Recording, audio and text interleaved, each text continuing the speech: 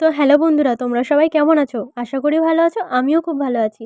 তো আজকে আমাদের এখানে সম্মিলন হয়েছে, হরিবোলের অনুষ্ঠান। সেখানে গিয়েছিলাম। এটা আমাদের এখানের বয়েজ স্কুল মাঠ। তো সেইখানেই অনেক রকম প্যান্ডেল করেছে। আর এই যে আমি যখন দাঁড়িয়ে রয়েছি দেখতে পাচ্ছ কত খিচুড়ি। তো আমি তোমাকে দেখাচ্ছি ভালো করে তোমাদেরকে। তো দেখো খিচুড়ির পুরো মানে কি বলবো বাজার বসে গেছে। মানে এত কড়াই খিচুড়ি। আর এই পাশে তো হচ্ছেই। আরেকটা এরকম টাইপের আরেকটা ঘর আছে, সেখানেও খিচুড়ি রাখা ছিল। সেটা আমি প্রথমে দেখিনি। তো সেইখানেও অনেক খিচুড়ি রাখা।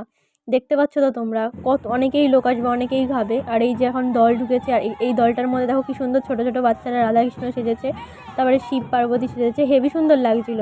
আর এখন এদেরকে বরণ করে নিয়ে যাবে। এরকম টাইপের অনেক দল ঢুকবে। আর পুরো আমরা যখন গিয়েছিলাম মাঠে তো লোক খুবই কম ছিল। তো আস্তে আস্তে অনেক লোকের ভিড় হয়ে গেল। এমনকি আমরা যখন বেরোচ্ছিলাম তখন তো মানে যাওয়ারই কায়দা ছিল না, মানে এতটা ভিড় জমে গেছিলো। অনেক দল ঢুকেছে। কালকে আবার আমাদের 22 মাইলে আছে, ওখানটাও হবে, ওখানেও যাব। তো দেখো এই মেয়েটা কি সুন্দর ঢাক বাজাচ্ছিল। ঢাক বলছি, সরি, হরিবোলের যে ঢোলগুলো হয়। তো আমারও একদিন শখ আছে ট্রাই করার।